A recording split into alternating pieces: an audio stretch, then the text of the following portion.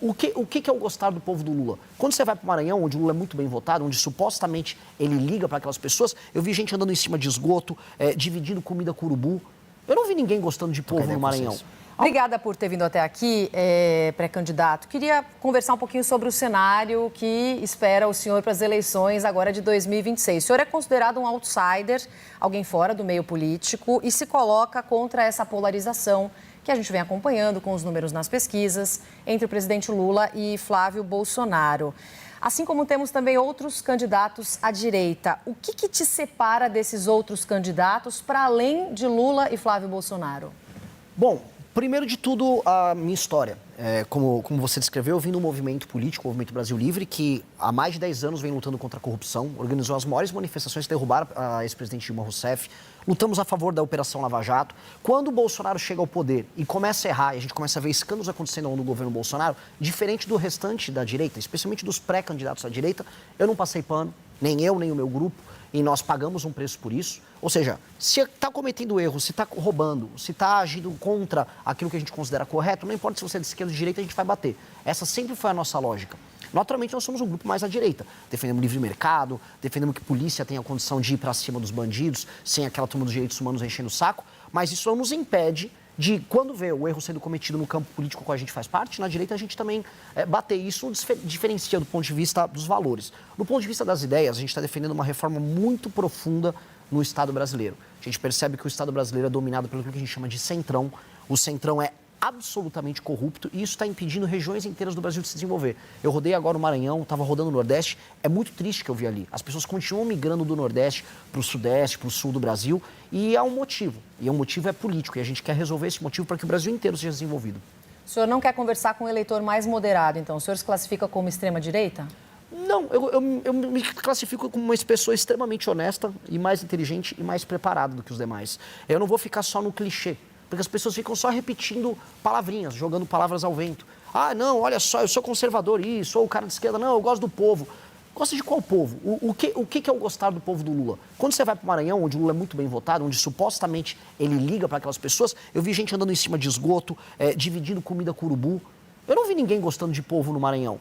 Ao mesmo tempo, eu vejo os problemas no Sul-Sudeste, que a direita supostamente bolsonarista cuida. Ah, não, a gente resolve a questão da segurança. Resolve. Os casos bizarros envolvendo morte de mulher, morte de criança, assalto, roubo de celular continuam altíssimos. Então, os problemas não são resolvidos. A gente fica participando de discussões idiotas, né? Ah, eu sou verde e amarelo, eu sou vermelho, mas na prática o ladrão continua assaltando e você continua pobre. Então, eu quero resolver esse problema, eu quero ir para cima. E não vou perder tempo com rótulos. Por não perder tempo com rótulos, eu acho que eu sou mais efetivo em focar nos problemas. Qual é o estilo do eleitor que o senhor quer focar durante a campanha? Olha, eu não recuso voto, então eu não estou, vamos dizer, buscando o eleitor A, B ou C. Eu estou falando aquilo que é verdadeiro. Eu tenho comentado que eu vou fazer uma eleição de sincericídios. Ou seja, quando eu vou para o Maranhão, eu não vou fazer o que todo mundo faz quando chega lá. Ô, povo bom, olha, eu vou tocar aqui um forrozinho aqui. Nossa, olha essa comida boa. Não, eu vou falar, olha, aqui no Maranhão tá uma desgraça a vida de vocês. Vocês vendem o voto, eu falo isso pro eleitor. Você vende o voto e eu vou prender você se você continuar vendendo o seu voto. Eu vou virar político. Se você comprar o voto da população, eu também vou te prender. A gente tem que ter leis sérias, a gente quer respeitar a democracia. Em tese, nos manuais políticos, o que eu estou fazendo é perder voto. Mas o que eu vi foi outra coisa. Eu falei a verdade pro eleitor, eu tratei o eleitor de uma maneira madura, tratei ele como adulto, e o eleitor respondeu de maneira positiva. Ele falou, não, Renan, você tem um ponto, você está certo. Tanto que nos lugares onde eu cometo esses sincericídios, ou seja, onde eu falo verdades que em tese não se fala para o eleitor, as pessoas estão reagindo bem.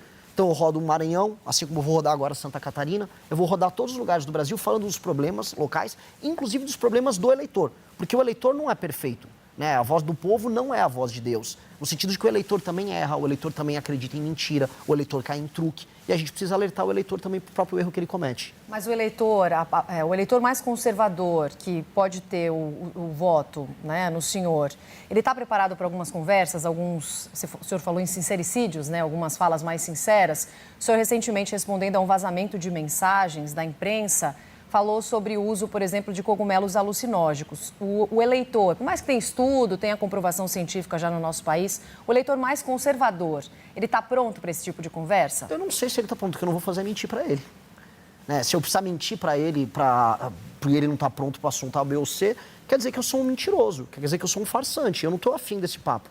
como eu te disse, eu quero uma eleição em que as pessoas serão tratadas como pessoas, como adultos. Se for tratar como criança, eu vou inventar, não, na verdade, vazou uma conversa, mas era uma IA. Não, olha só, assim, uma vez eu tomei uma microdosagem para me ajudar a trabalhar mais. Muita gente no mercado financeiro, muita gente no Vale do Silício, o Elon Musk já fez a mesma coisa, e eu acho que eu fiquei mais produtivo com isso, inclusive gostaria de ver isso no SUS, tanto a psilocibina quanto o canabidiol do SUS. Não acho problema nenhum em tratar de sistemas. Eu não vou colocar o eleitor como um idiota. Mesmo que alguns não estejam prontos, mas é da vida, né? Não se agrada a todo mundo. Candidato, vou colocar a nossa equipe aqui para fazer perguntas ao senhor também. Em Brasília, primeiro, o nosso Eduardo Gayer chega na conversa. Fala, Gayer. Oi, pré-candidato, bom dia, boa tarde já agora, obrigado pela entrevista. Queria ouvir um pouco o senhor a respeito de propostas. O senhor tem algumas propostas bastante ousadas, podemos dizer assim, como extinção de municípios, inclusive o senhor já chegou a falar sobre extinção do estado do Rio de Janeiro para formar ali uma cidade-estado. O senhor vai poder também me explicar um pouco melhor o que seria isso, mas muitas dessas propostas ou exigem mudanças na Constituição, o que por si só já precisa ter uma base no Congresso para aprovar. PEC é algo que demanda 3/5 de votos na Câmara e no Senado em 2 turnos. O senhor é um partido que ainda está começando, então teria de formar uma base, queria entender como seria isso. E a questão de extinção do Estado do Rio de Janeiro, tem gente dizendo que nem na Constituição dá para fazer, porque seria ferir cláusula pétrea, que é o atual modelo federativo. Então o senhor teria a proposta, talvez, de uma nova constituinte? Como seria isso? Suas propostas, elas factíveis de verdade no Brasil? Tudo bom, Gayer? Excelentes perguntas, né? Sobre os municípios e depois sobre o Rio de Janeiro. Sobre os municípios, o que eu proponho é a fusão de municípios. Isso é permanentemente plausível, não é cláusula pétrea da Constituição, você vai ter que alterar via PEC. Alterar via PEC, se eu precisar fazer uma reforma fiscal que todos os pré-candidatos a presidente vão precisar fazer, será via PEC. Se eu precisar endereçar boa parte das questões que envolvem alterações nas leis penais, leis de processo penal, algumas delas terão que ser via PEC também. A real é que, infelizmente, a nossa Constituição, como ela abarca tudo, ela faz o que você tenha que fazer PECs, como você mesmo citou, para tudo. E o próximo presidente da República terá que fazer isso. Eu, assim, o farei. E eu acho que nós precisamos fazer um governo muito reformista que altere a dinâmica. E por que eu quero fundir municípios de maneira clara? A maior parte dos municípios brasileiros não se sustenta e são muito mal administrados. Município pequeno, que é mal administrado, tem baixos indicadores, números de desenvolvimento humano, números de saúde, saneamento básico, educação, tem que se juntar com outros municípios e ter um prefeito só e 9 vereadoras. Eu vou demitir um monte de prefeito e um monte de vereadores do Brasil, que é basicamente um bando de parasita. Isso precisa ser feito. Sobre a questão do Rio de Janeiro, que também é importante, não é extinguir o Estado, é algo que é previsto na Constituição, que é criar um outro Estado, que seria o Estado da Guanabara, que já existia antes, que seria, vamos dizer, uma autonomia, uma cidade com um status diferente, que seria um status de Estado, como já existe, por exemplo, Buenos Aires, ele tem status de autonomia na Argentina, Xangai, Pequim, Hong Kong, tem status de autonomia na China, que é tratar o Rio de Janeiro, que ele já é visto internacionalmente como porta de entrada do Brasil para o mundo, com esse status, que o orçamento do Rio de Janeiro seja focado em tratar dos seus problemas de segurança de maneira clara, do município, né, desse município autônomo, como ele se tornaria, que ele possa focar em ser um polo de tecnologia, um polo de turismo, um polo de entretenimento, como é, por exemplo, Dubai, um espaço de negócios. Acho que o Rio tem esse potencial, infelizmente, não é atingido. A gente está vendo, inclusive, o Estado do Rio de Janeiro hoje decidindo quem vai assumir a Alerj para depois assumir o governo, ou seja, nunca termina nenhum governo, é um dos lugares, infelizmente, mais corruptos do Brasil. E sobre a viabilidade disso? Se eu saí de um partido político que foi realmente montado agora, em novembro, aparecendo com 1% nas pesquisas. Algumas pesquisas já me dão com 5%, 6%, outras até 7%, variando de instituto para instituto. Se eu chegar até o final das eleições com 50% mais um dos votos, significa que eu movi a sociedade brasileira ao redor dessas propostas. E se eu conseguir fazer isso, não só o meu partido vai ter uma base, mas os outros políticos eleitos por outros partidos também vão ser eleitos com uma plataforma similar. E aí é uma questão minha de ter a habilidade de saber montar uma composição majoritária na Câmara e no Senado.